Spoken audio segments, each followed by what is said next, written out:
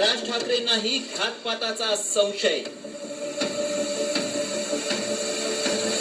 अजित पवारांच्या मृत्यूनंतर संशयाचं धुकं आणखी गडद होत चाललंय आणि त्याला कारण ठरलंय की दादांच्या मृत्यूबाबत रोहित पवारांचा आधी मरीन लाईन्स आणि त्यानंतर बारामती पोलिसांनी न घेतलेल्या FIR वर.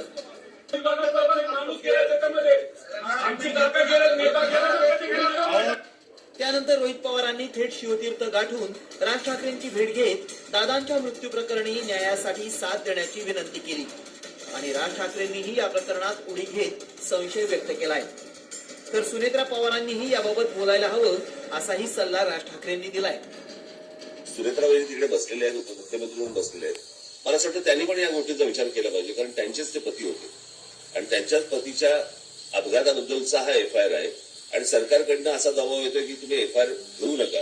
मला आता काही राजकारण मला काही माहिती नाही की नक्की काय चालू आहे ते, पण FIR करताना ज्या वेळेला अडथळे आणले जातात, ज्या राज्यामध्ये सांगितलं गेलं की तुम्ही कोणीही FIR नोंदवू शकता आणि नोंदवू शकता म्हटल्यानंतर जर समजा FIR नोंदवायला गेलेल्या माणसाला जर तुम्ही अडथळे आणत असाल तर काही काळबेरा आहे का याच्या मागे, असा संशय निर्माण होतोच ना.